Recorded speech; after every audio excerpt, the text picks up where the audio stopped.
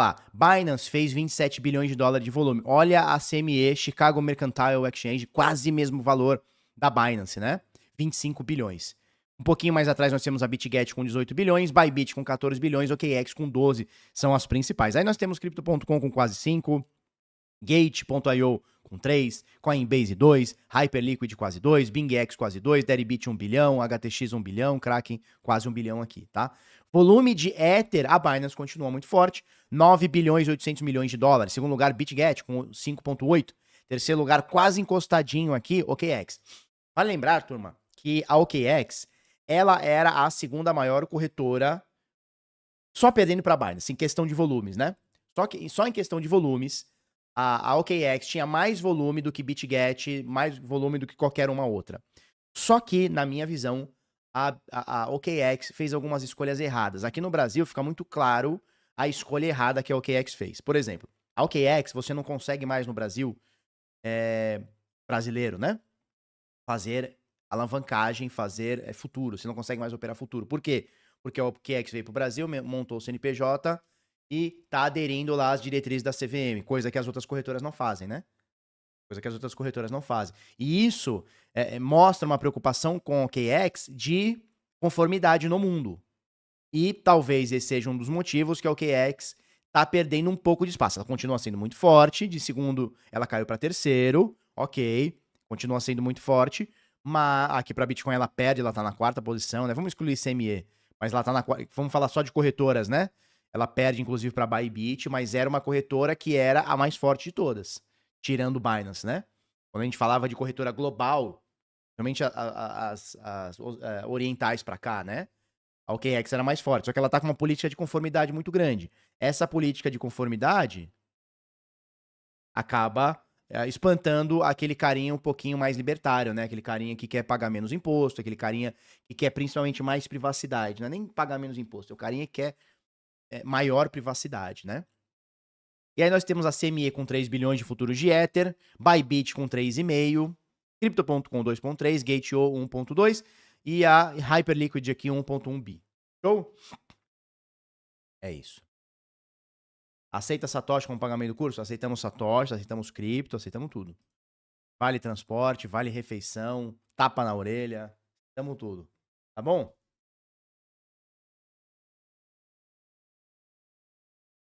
É isso. Indo para a próxima, nós vamos aqui para os ETFs, né? Vamos expandir aqui. Ontem tivemos um ETF forte, tá? Foram 5 bilhões de dólares negociados nos ETFs. Foi um pouquinho menos do que na sexta-feira, que foi 5,4, ontem foi 5,06.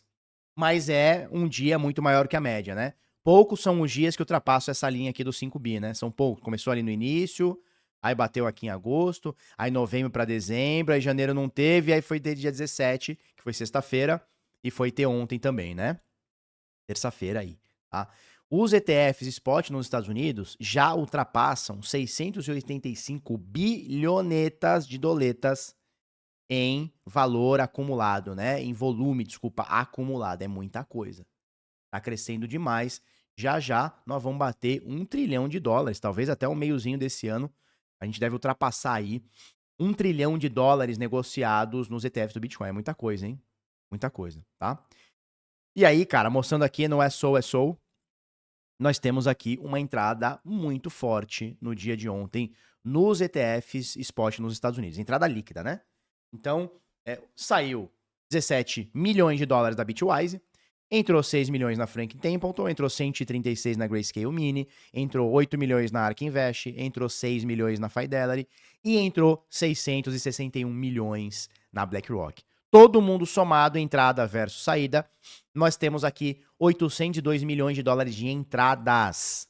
É um dos dias mais fortes de entrada. São poucos os dias, ó. Você vê aqui Vou tirar isso aqui. Ó, são poucos os dias que passa dessa linha pontilhada. Ó. São poucos. Dá pra contar 1, 2, 3, 4, 5, 6, 7, 8, 9, 10, 11, 12. Em um ano, são apenas 12 dias que tivemos maior entrada do que teve ontem. Uma baita de uma entrada, tá? uma baita de uma entrada. Estamos falando aqui de mais de 800 milhões de dólares, quase 1 bilhão de dólares. Lembrando que na sexta-feira, que foi o último dia útil, né? Porque segunda, aí sábado, domingo, né? E segunda-feira, feriado nos Estados Unidos, nós tivemos uma entrada de 1 bilhão. Então são 2 dias com entrada, 2 dias consecutivos com entradas de quase 2 bilhões, né? 1 bilhão e 800 milhões de dólares em apenas 2 dias. É um valor muito forte, hein? É um valor muito forte. É um valor muito, muito, muito forte para os ETFs, né? Efeito Trump, com certeza, não dá para ignorar, dizer que não é. Eu não vou dizer para você, eu não acho que a gente tenha que falar que o Bitcoin só vale 100 mil por conta do Trump. Mas não dá pra gente dizer também, ou seja, o Trump tá chegando agora, o Bitcoin existe há 16 anos, né? Antes do Trump chegar, o Bitcoin já tinha batido 70 mil dólares. Antes dele ser eleito, ele já tinha batido, o Bitcoin já tinha batido 70 mil dólares. Então não dá pra falar que o Bitcoin só vale porque por conta do Trump. Não, não dá. Isso é uma afirmação errônea, né? Da gente se fazer. Mas também não dá pra dizer que não existe nenhuma parcelinha desse preço de 105 mil, ou o topo histórico que foi ontem, anteontem, de 109 mil, que não tenha sido um efeito Trump. Não dá pra ignorar uma coisa com a outra, né? Não dá para falar que o Bitcoin só vale o que vale hoje por conta do Trump. É errado falar isso, é ignorar todo o histórico. Mas também não dá pra gente ignorar todo o que tem acontecido desde a eleição do Trump, que saiu de 60 e tantos mil dólares e bateu 109, né? É isso, não dá pra ignorar. É um pouquinho de cada coisa, né? O Bitcoin, de fato, não precisa do Trump e não vai precisar nunca. Mas não dá pra gente ignorar o fato de que tá fazendo um pouco de preço esse lance do Trump ser Bitcoiner, né? Comprar Bitcoin, carteirar Bitcoin, falar de reserva estratégica, né? É isso, tá? Então, uma baita de uma entrada. Ó, ETFs spot nos Estados Unidos, em recorde histórico, são 1.160.860 Bitcoins custodiados nos ETFs. Isso significa 123 bilhões e meio de dólares sob gestão dos ETFs. 123 bilhões de dólares. Vale lembrar que os especialistas em ETFs, eles diziam o seguinte, cara, o Bitcoin, os ETFs de Bitcoin devem bater 60 bilhões em 5 anos. 60 bi em 5 anos. A gente bateu 123 bilhões em um ano. Ou seja, a gente dobra a expectativa de 6 anos em um ano. Absurdo, né? Absurdo. Esse aqui é o poder do Bitcoin. Tá? Nesse momento, nós temos 1.160.000 Bitcoins nas mãos das gestoras. BlackRock, Fidelity, Grayscale, ARK Invest, Bitwise, VanEck, Valkyrie, Invesco, Frank Templeton e Wisdom Tree. Tá? E no dia de ontem, com exceção aqui da Bitwise, que perdeu 163 Bitcoins, a Invesco, que perdeu 9. Quando eu digo perdeu, é no sentido de venderam, né, e tiraram dos ETFs esse dinheiro, tá? A Franklin Templeton perdeu 77. Nós tivemos a Valkyrie, que teve 35 Bitcoins adicionados ao seu caixa. Grayscale Mini teve 1.200 Bitcoins adicionados ao seu caixa. 80 Bitcoins adicionados ao caixa da ARK Invest, 66 da Fidelity e 6.232 Bitcoins adicionados à BlackRock, tá? Se você for fazer uma continha de padeirinho, vamos fazer uma continha de padeiro? Vamos pegar a última semana útil que temos aqui, tá? Então temos quarta passada, que entraram aqui nos ETFs, tá? Você vai ver aqui embaixo comigo, ó. Tá? Aqui embaixo, tá? Então entraram nos ETFs 7.577. No dia seguinte, 6.120. No dia seguinte, 10.598. Aí nós tivemos sábado, domingo e segunda de feriado, né? Não dia útil e feriado, né? Então, 3 dias não úteis nos Estados Unidos. E aí tivemos o dia de ontem, 7.488 novos bitcoins. A gente tá falando de 31.783 bitcoins que entraram nos cofres das gestoras.